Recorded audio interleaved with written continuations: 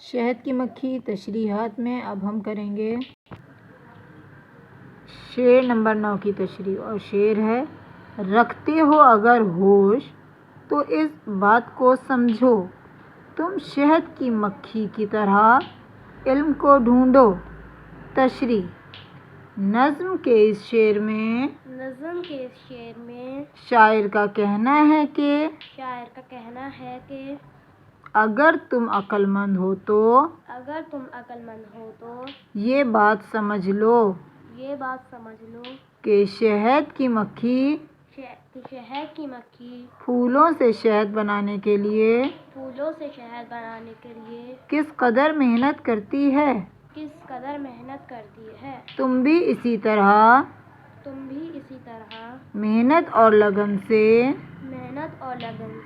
علم حاصل کرو۔ شاعر بچوں کو علم کی اہمیت سے آگاہ کر رہے ہیں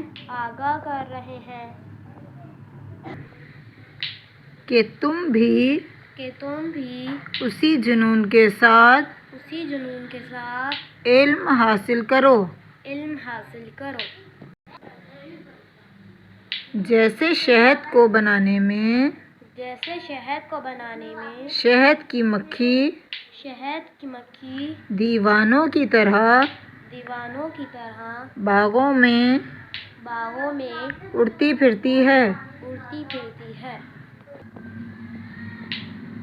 تشریح: نظم کے اس شعر میں شاعر کا کہنا ہے کہ اگر تم عقل مند ہو تو یہ بات سمجھ لو کہ شہد کی مکھی پھولوں سے شہد بنانے کے لیے کس قدر محنت کرتی ہے۔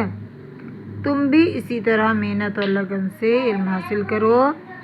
شاعر بچوں کو علم کی اہمیت سے آگاہ کر رہے ہیں کہ تم بھی اسی جنون کے ساتھ علم حاصل کرو جیسے شہد کو بنانے میں شہد کی مکھی دیوانوں کی طرح باغوں میں اڑتی پھرتی ہے۔